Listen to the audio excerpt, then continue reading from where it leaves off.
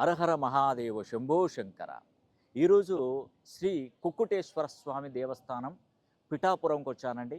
ముఖ్యంగా నేను చెప్పే విషయం ఏంటంటే 27వ తారీఖు 3వ నెల 2026 శ్రీరామ నవమి నుండి నేను చెప్తున్నటువంటి 4 రాసులకు మహర్దశ పట్టబోతుంది.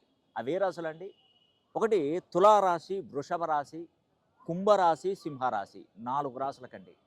మహర్దశ అంటే ఈ సంవత్సరం నుండి మీ జీవితంలో ఒక గొప్ప మార్పును చూడబోతున్నారు. నేను పదే పదే చెప్తున్నానండి. 2034 సంవత్సరం లోపు ఈ 4 రాసులు 100 కోట్లు సంపాదిస్తారండి. నేనేం తప్పు చెప్పట్లేదు, అమ్మవారు సాక్షిగా చెప్తున్నాను. పురుహృతికాదేవి శక్తిపీఠంగా వెలిసిందండి ఇక్కడ ఈ పిఠాపురంలో. అమ్మవారి ప్రాంగణంలో నుండి నేను చెప్తున్నాను, మీకు మంచి జరగబోతుంది. ఎప్పుడు కూడా మిమ్మల్ని మీరు తక్కువంచన వేసుకోవద్దు. నా జీవితం ఇంతే, నేను బాగుపడను, నా లైఫ్ అంతా కూడా ఇలానే ఉంటుంది అని మాత్రం ఎప్పుడు కూడా మీరు కలలో కూడా ఊహించుకోకండి.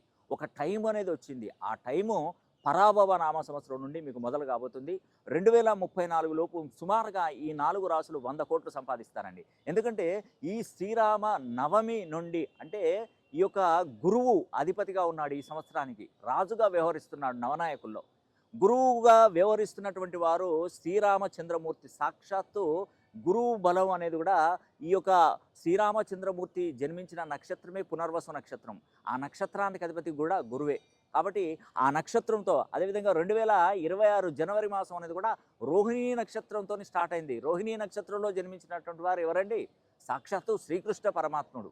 కాబట్టి ఈ యొక్క ఉగాది 2026 మరి మార్చి 19వ తారీఖు నుండి మనకు కొత్త సంవత్సరం స్టార్ట్ కాబోతుంది.